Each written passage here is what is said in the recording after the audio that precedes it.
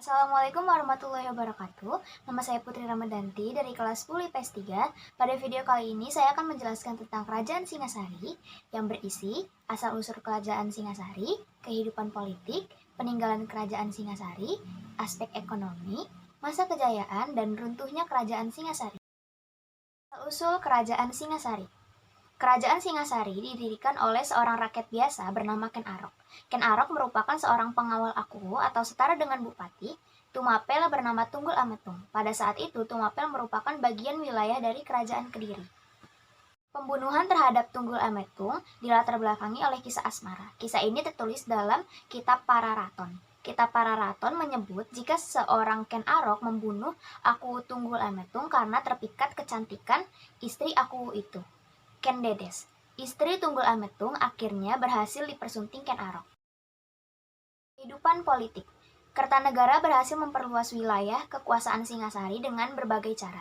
Dalam bidang pemerintahan, Kertanegara mengganti beberapa pejabat kerajaan. Kertanegara juga memperkuat keamanan kerajaan dengan melakukan perkawinan politik. Kedua cara itu ditempuh untuk menjalankan pemerintah yang solid, kuat, dan stabil. Selain itu, Kertanegara juga menjalankan beberapa ekspedisi. Salah satunya yang cukup dikenal adalah ekspedisi Pamalayu. Dalam ekspedisi ini, Kertanegara mengirimkan patung Amopagasa sebagai perlambangan dirinya. Di balik punggung patung ini terdapat puji-pujian untuk pesan perdamaian. Dengan kata lain, ekspedisi Pamalayu merupakan sebuah ekspedisi perdamaian dan bukan penaklukan wilayah. Dari politik yang dilakukan oleh Kertanegara, Singarasi berhasil memperluas wilayahnya. Di kerajaannya, wilayah Singorasi meliputi Bali, Gurun, Pahang, dan Bakulapura. Sebagai sebuah kerajaan besar, Singasari merasa enggan untuk menjadi kerajaan yang harus mengakui kekuasaan kerajaan lain. Pun dengan Kertanegara, pada perempat akhir abad ke-13, Kertanegara Raja Singasari terlibat persaingan melawan Kubilakan, Kaisar Mongol, dalam memperebutkan pengaruh di wilayah Asia Tenggara. Kubilai Khan meminta upeti setiap tahun. Sebagai bukti kekuasaannya, permintaan ini ditolak mentah-mentah, bahkan Kertanegara melukai utusan Kubilai Khan. Peristiwa tersebut akhirnya yang melatar belakangi politik luar negeri yang dilakukan Kertanegara dengan menggandeng beberapa kerajaan besar seperti Sekutu. Kertanegara menjadikan mereka sebagai tameng menghalau pembalasan dari Kaisar Tiongkok.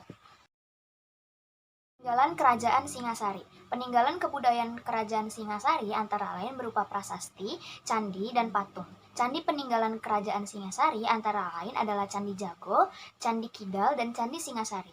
Adapun patung-patung yang berhasil ditemukan sebagai hasil kebudayaan Kerajaan Singasari adalah patung Aptung Ken Dedes sebagai Dewi Pejana Paramita, lambang Dewi Kesuburan, dan patung Kertanegara sebagai Amogapasa. Aspek ekonomi. Berdasarkan analisis bahwa pusat kerajaan Singasari berada di sekitar lembah Sungai Brantas, dapat diduga bahwa rakyat Singasari banyak menggantungkan kehidupannya pada sektor pertanian. Keadaan itu juga didukung oleh hasil bumi yang melimpah, sehingga menyebabkan Raja Kertanegara memperluas wilayah, terutama tempat-tempat yang strategis untuk lalu lintas perdagangan. Kejayaan Kerajaan Singasari. Singasari berkembang pesat semenjak pemerintahan Raja Kertanegara. Pada puncak kejayaannya, Raja Kertanegara mengutus 3 Mahamentri, yakni Mahamentri 1 Hino, Mahamentri 1 Halu, serta Mahamentri 1 Sirikan. Pada pemerintahan ini, menteri ditempatkan di berbagai bidang sesuai dengan keahlian yang dimiliki. Kertanegara memimpin kerajaannya dengan tegas. Dia tidak segan mengganti pejabat yang dianggap tidak baik dalam menjalankan tugasnya.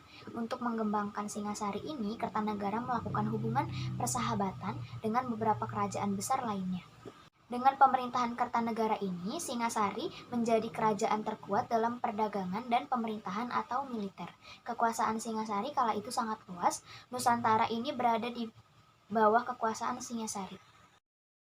Runtuhnya Kerajaan Singasari. Kerajaan besar yang mampu menyatukan Nusantara ini runtuh di bawah kepemimpinan Kertanegara. Kertanegara membawa kejayaan sekaligus keruntuhan bagi Singasari. Kertanegara sangat fokus mengembangkan kekuasaannya dengan pertahanan laut, Namun sayang, Kertanegara justru mengabaikan pertahanan di dalam kerajaan. Tahun 1292, Jayakatwang, seorang raja dari keturunan kerajaan Kediri, menyerang Singasari.